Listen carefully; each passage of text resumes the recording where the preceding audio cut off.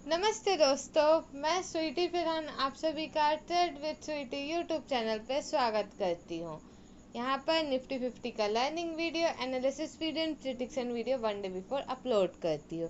आज के वीडियो में हम लोग ये जानेंगे कि जो परसों 12 सितंबर को इंडिया का जो सीपीआई का डाटा आने वाला है उसके बारे में जानेंगे। बैंक निफ्टी और सेंसेक्स में आज गैप फिल कर दिया मार्केट गैप अप ओपनिंग के बाद, इसके बारे में जानेंगे।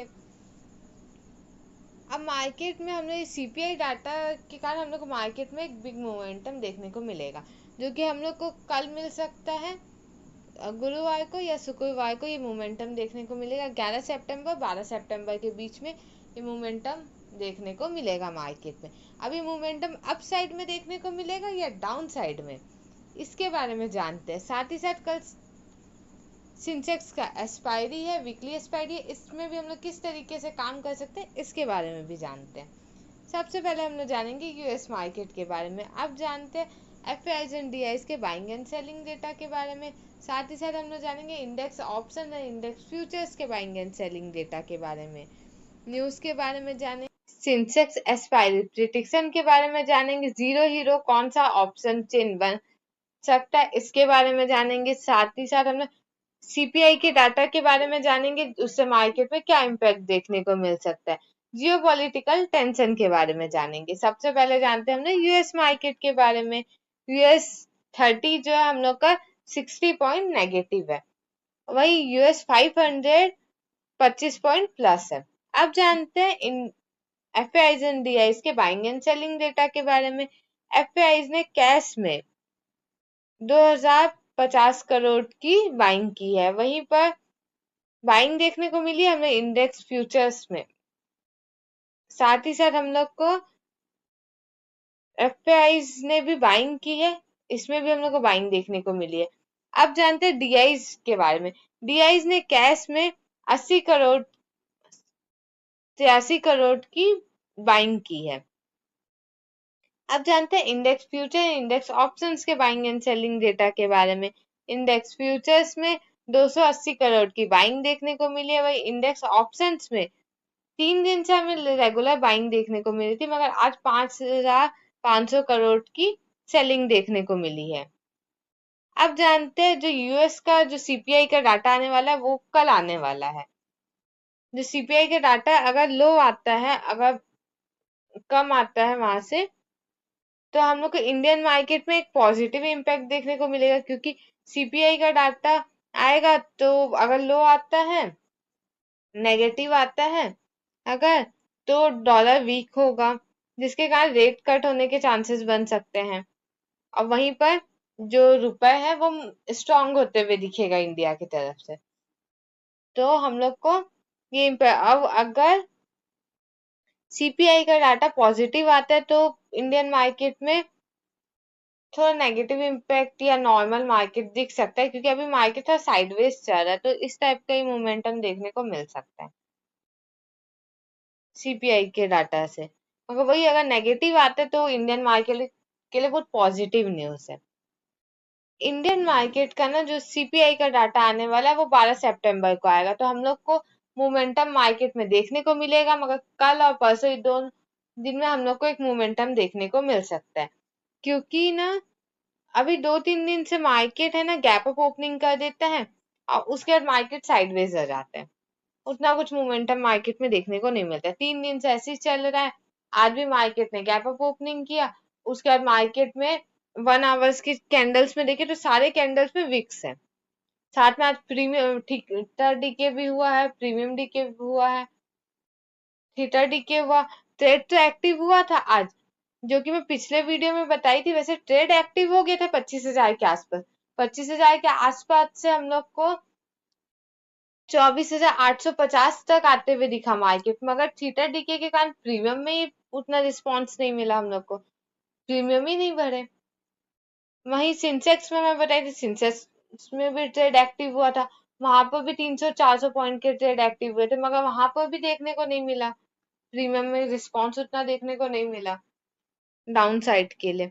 अब जानते हैं हम लोग कल किस तरीके से काम कर सकते हैं इसके बारे में जानते हैं। 1 आवर्स की चार्ट में एक ट्रायंगल पैटर्न बन रहा है। ये ट्रायंगल पैटर्न जो बना हुआ है निफ्टी 50 में, ये ट्रायंगल पैटर्न में अगर अप साइड में मार्केट जाएगा तब हमारे ट्रेड एक्टिव होंगे, मगर मार्केट एक रेंज में है जो कि ना 25,030 से लेके 24,400 का जो रेंज है, मार्केट इसमें गैप अप ओपनिंग करता है, ऊपर जाता है, फिर गैप अप ओपनिंग करता है, गैप फिल कर देता है, फिर गैप अप ओपनिंग, ऐसा करके मार्केट ऊपर जाता है गैप अप ओपनिंग कर करके। अब मार्केट एक लेवल पे पहुंच चुका है जो कि हमारा 25,030 का लेवल है, वहां से मार्केट आज पे रेजिस्टेंस लिया है। अगर 25,030 को स्ट्रॉन्ग कैंडल और वॉल्यूम के साथ ब्रेकआउट देता है, वो भी 20 से 25 में सस्टेन होने के बाद, तब हमारा फर्स्ट टारगेट रहेगा 25,080 का, सेकेंड टारगेट रहेगा 25,120 का, थर्ड टारगेट रहेगा 25,160। हम लोग 25,000 का पुट कॉल ऑप्शन बाय करेंगे अपसाइड के लिए। अब जानते हैं हम लोग और कहाँ पर ट्रेड एक्टिव हो सकता है।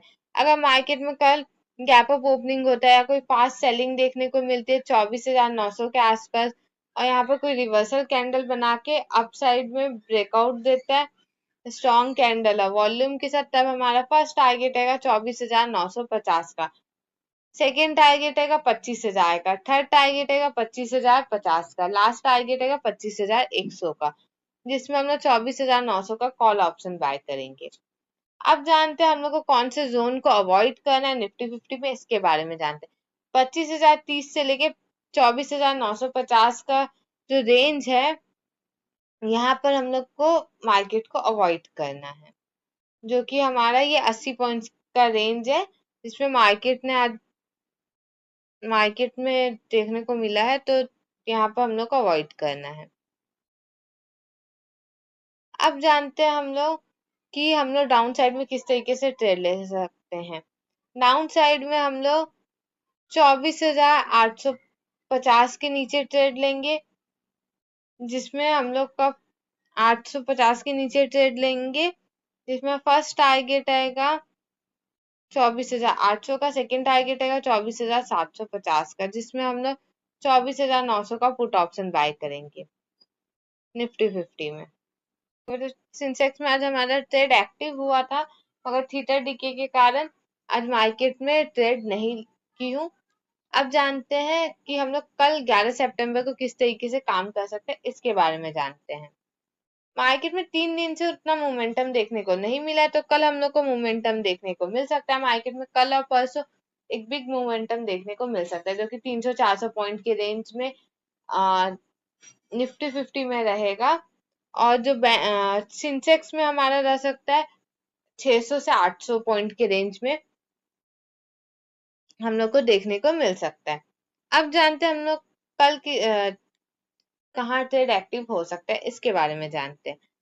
81,450 के आसपास कोई रेंज बनाता है, 15 से 20 में सस्टेन होता है और अप साइड में ब्रेकआउट देता है, तब हमारा फर्स्ट टारगेट रहेगा 81,500 का, सेकेंड टारगेट रहेगा 81,600 का, सेकेंड टारगेट है, थर्ड टारगेट है 81,700 का, लास्ट टारगेट है 81,800 का, जिसमें हम लोग 81,200 का कॉल ऑप्शन बाय करेंगे। अब जानते हैं हम लोग डाउन साइड में किस तरीके से काम कर सकते हैं सेंसेक्स में। अगर 81,000 से मार्केट बार बार सपोर्ट लेगा तो मार्केट अप साइड में चले जाएगा, मगर वही अगर 81,000 को डाउन साइड में ब्रेक डाउन दे देते हैं स्ट्रॉन्ग कैंडल और वॉल्यूम के साथ, तब हमारा फर्स्ट टारगेट रहेगा 80,900 का, सेकेंड टारगेट रहेगा 80,800 का, थर्ड टारगेट रहेगा 80,700 का, फोर्थ टारगेट रहेगा 80,600 का, लास्ट टारगेट रहेगा 80,500 का, जिसमें हम लोग 81,000 का पुट ऑप्शन बाय करेंगे। अब जानते हैं हम लोग कि हम लोग किस तरीके से अप साइड में और ट्रेड ले सकते हैं, मार्केट रिवर्स कहाँ से कर सकते हैं अप साइड के लिए।